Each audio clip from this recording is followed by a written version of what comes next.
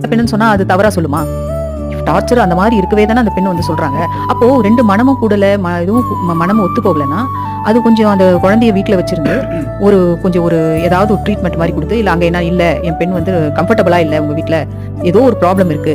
நாங்க அத பேசி பிறகு தான் என் பெண்ண அனுப்புவோம்னு சொல்லியிருந்தாங்கன்னா, அவங்க வந்து நிச்சயமாக அந்த பெண்ண காப்பாற்றப்பட்டு இருக்கலாம். இல்லையே, பேசி சமாதானப்படுத்துறதுக்காக தகவல் சொல்றாங்க. சமாதானப்படுத்தி என்னன்னா சரியாயிடும்னு நினைச்சாங்க தவிர, அந்த எக்ஸ்ட்ரீம் லெவல் அவங்க திங்க் பண்ணல. இந்த பொண்ணு வந்து எக்ஸ்ட்ரீம் லெவல் எடுக்கும்ன்றத தாய் தந்தை முன்னாடி அவங்களுக்கு வந்து அந்த இன்ட்யூஷன் வரணும். ஏமா நரக வேதனையா அந்த பொண்ணு அனுபவிச்சிருக்கு. அதுதாங்க இப்போ எப்படி நிம்மதியா தூங்கலன்னா, அந்த பெண்ணு ஒவ்வொரு இரவும் நிம்மதியா தூங்கலன்னா, அந்த இன்ட்யூஷன் எப்படி இருக்கும்னா, ஐயோ அந்த பெண்ணு ஏதாவது விபரீத முடிவு எடுப்பாங்களோ அப்படின்ற ஒரு சின்ன ஒரு கருத்து வந்து தாய் தந்தைக்கு உதிக்கணும்.